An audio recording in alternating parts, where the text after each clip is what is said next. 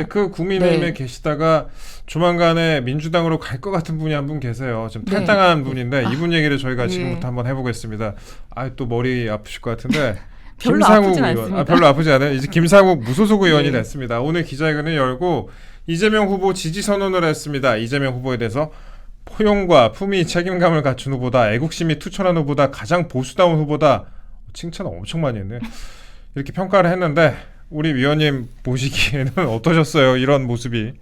저는 국회의원이 어느 정도의 자율성을 갖는가에 대해서 한번 생각해 봐야 된다고 생각합니다. 국회의원이 그렇다면 독자적으로 모든 것을 행동해서요 탈당도 할 수 있고 당적도 마구 옮길 수 있는가에 네. 대해서 한번 생각을 해봐야 되는데, 저는 국민의힘 의원들 중에서 이러한 자율성을 갖춘 의원들이 극소수라고 생각합니다.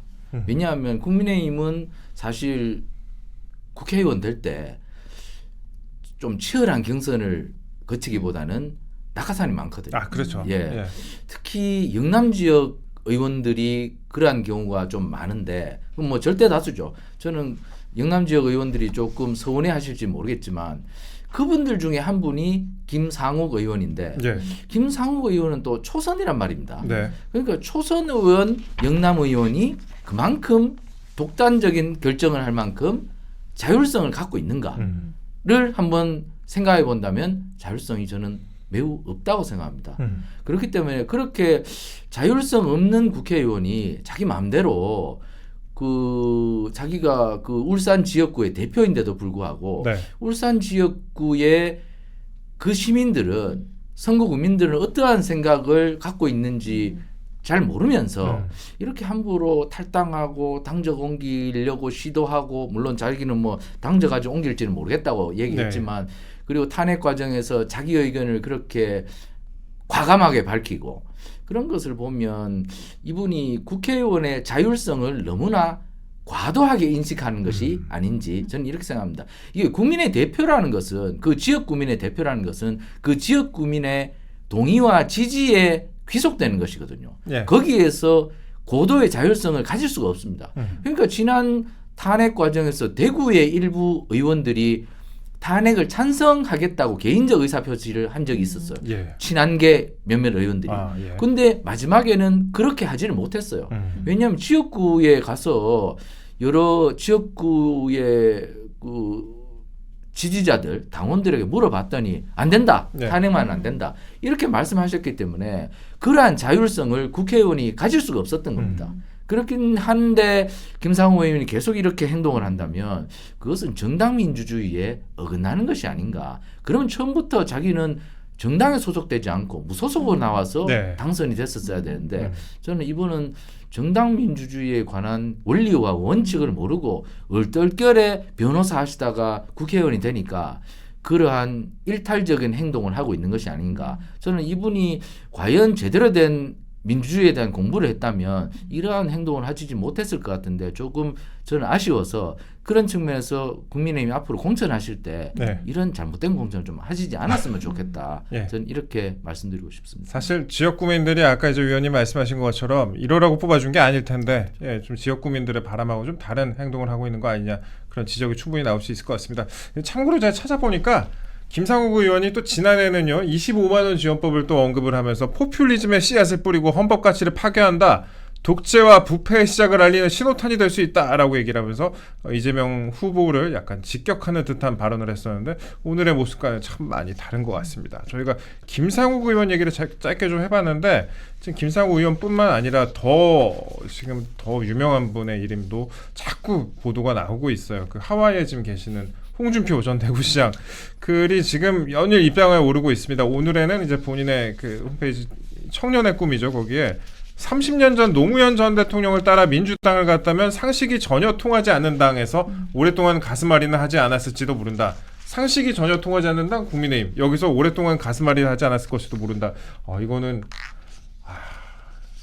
그렇다 좀. 그러니까 저는 예. 홍준표 그 시장님이 너무나 이제 실망을 했을 것 같고, 이번 경선 과정이라든지 결과라든지 또 정말로 당 생활도 오래 하셨고, 저희 당에 어떻게 보면 정말 뭐라 그래야 되죠? 뭐 아버지는 아니지만 그래도 아버지격인 분이시잖아요. 그런데 그런 실망감을 이렇게 이제 표출을 하시는 게 아닌가 싶고 그렇지만 홍준표 이제 저는 그 전 시장님께서 가지신 그런 보수의 가치를 버릴 뿐은 아니다. 네, 저는 그렇게 생각하고 싶거든요.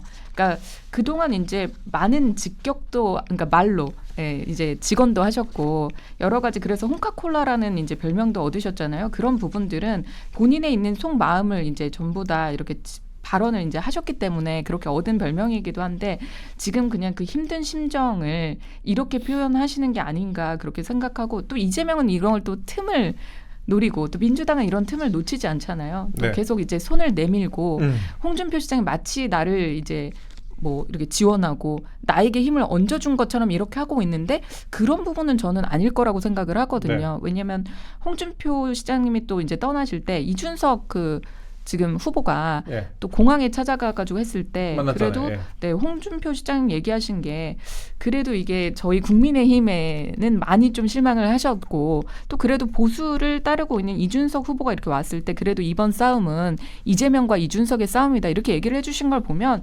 이재명을 지지하는 건 전 아니라고 생각하거든요. 그런데 자꾸 이렇게 말을 얹지 마라 민주당 이렇게 얘기를 하고 싶습니다. 예, 말을 얹지 말아라 민주당 이렇게 얘기를 하고 싶다고 하셨는데 그런데 기사는 왜 자꾸 국무총리 얘기가 나오는지 잘 모르겠어요. 이재명 후보 측의 홍준표 전 시장 측과 차기 정부 국무총리직 임명에 관해서 논의 중이다 이런 보도가 있었습니다. 그러니까 이재명 후보가 만약에 당선이 된다면 총리로 홍준표 전 시장을 쓰겠다 뭐 이런 내용이었는데 물론 뭐 양측이 모두 사실무근이라고 지금 답하고 있긴 합니다. 차기 정부 첫 인사가 될 국무총리 자리는 굉장히 상징적인 자리죠. 이거 위원님 보시기에는 사실 같습니까? 어떠세요? 저는 뭐 그 양측이 모두 그 예. 부분에 대해서 무언가 생각을 갖고 있다고 생각합니다. 네. 그 이재명 후보의 생각은 이런 것 같습니다. 실질적으로 총리는 시켜주지 않을 거면서 보수나 중도층의 표를 조금 가져올 수 있지 않을까 예. 이런 시도에서 그렇게 말을 흘리는 것 같고 홍준표 시장 입장에서도 그렇게 자꾸 나오면 뭐라도 뭐 보상을 받지 않겠습니까? 자신의 몸값도 높아질 것이고 네. 아니 이재명한테 뺏길 것 같아. 그럼 국민의힘에서도 아유 다음에 당권이라도 좀 하시죠. 뭐 이런 러브콜도 보낼 수 있고 양측이 그렇게 이해관계가 맞아떨어진 정치공학적 산물이다. 예. 그렇게 본다면 이것은 매우 퇴행적인 정치의 하나다.